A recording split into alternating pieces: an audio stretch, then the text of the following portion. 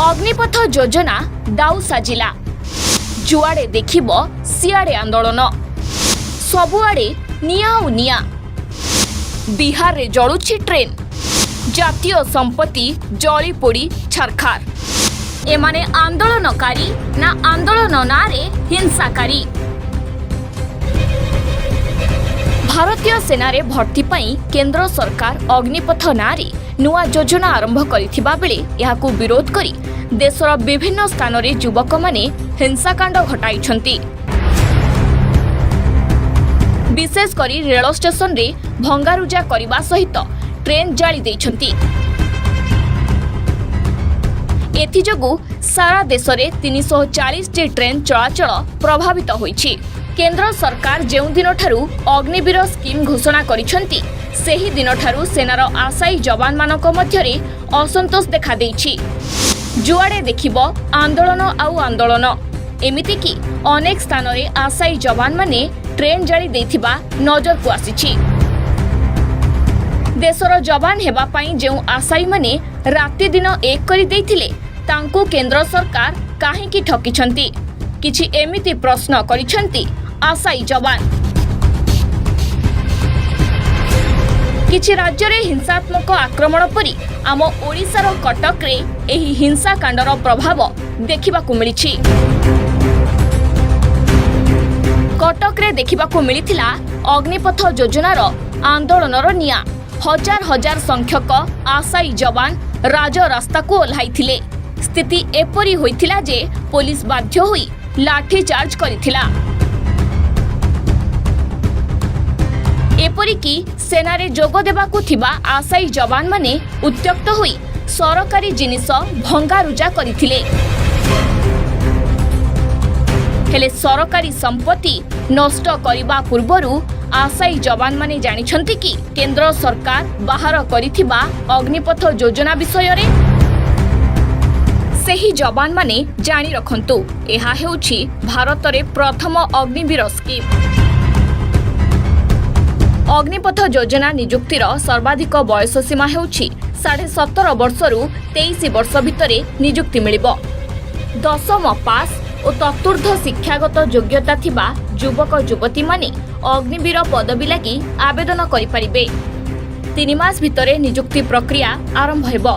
सेहिपरि जुलाई 2023 सुद्धा प्रथम बैच सेनारे जोग देबे। पूर्वरु थिबा सेना और अग्निवीरक मध्यरे कौनसी पार्थक्य रहिबो नाही। नियुक्त सैन्य अग्निवीर नामरे परिचित हेबे। अग्निवीर पदवी ऑफिसरक तळ रैंक रहिबो और एमानक चाकरी अवधि मोट 4 वर्ष रहिबो और 4 वर्ष परे कार्य दक्षता को नै 25% अग्निवीरक स्थायी कराजिबो। जो माने 4 वर्ष परे अवसर नेबे तांकू एककालीन 12 लाख पाखापाखी टंका दियाजिबो। हेले सेमाने पेंशन पाई परिबे नाही एवं जो मानक नियुक्ति बढ़िबो सेमाने आउ 15 वर्ष पई काम करिबे ओ अवसर परे सेमानंकु पेंशन मिलिबो। अग्निवीर माने 30 रु 40 हजार जाए दरमा पाइबे। सेहिपरि सेमानंकु बिना देयरे 48 लाख टंकार बीमा भुक्त कराजिबो। प्रथम पर्याय रे 45,000 अग्निवीर मानंकु नियुक्ति मिलिबो। अवसर परे स्किल प्रमाणपत्र मिलिबो जहा फल रे सेमाने अन्य संस्थारे चाकरी पाई परिबे। एहा थिला अग्निवीर योजना। गत 2 वर्ष हेबो कोविड कारण जोगु सेनारे जोग देबा प्रक्रिया बंद थिला। हेले चलित वर्ष प्रथम थर पई अग्निपथ योजना केंद्र सरकारक पक्षरु घोषणा करा जायछि। एही स्कीम लाभदायक हेबो बोली प्रतिरक्षा मंत्री राजनाथ सिंह सहित 3 सेना मुख्य कहिछंती। एठी प्रश्न उठुछि जदि ए सबु तथ्य भूल अछि ताहाले गणतांत्रिक राष्ट्र रे आंदोलनकारी माने आंदोलन न करी हिंसात्मक आक्रमण करिबा केते दूर ठीक। भारत भली गणतांत्रिक राष्ट्र रे आंदोलन करिबा एक संवैधानिक अधिकार। जो माने जातीय संपत्ति नष्ट करूछंती सेमाने बधे सरकार को जीवन रे केबे टैक्स देई नाहंती नहले एमिति जातीय संपत्ति को केबे नष्ट करि नथांते। एमाने प्रकृत आंदोलनकारी ना आंदोलन नारे हिंसाराज करिबाकू एमानंकु पछपटु प्रोत्साहन देउछि किए। जातीय संपत्ति नष्ट करिबारे परदा पछर विलियन किए?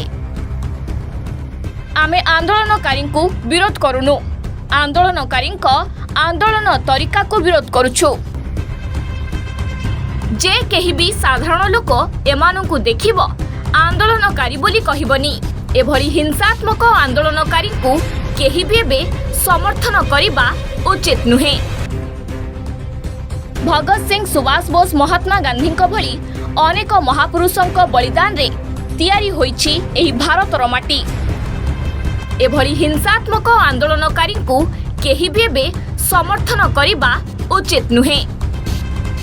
आमे आपण को अनुरोध करुछु, जदि आंदोलनकारी माने अग्निपथ योजना को नहीं असंतोष अछंती तेबे सठिक उपाय रे आंदोलन करी प्रतिरोध करंतु। जातीय संपत्ति आम समस्तंकर संपत्ति, एहाकु नष्ट न करी सम्मान देबा सिखंतु। Bureau report, A1 Odia.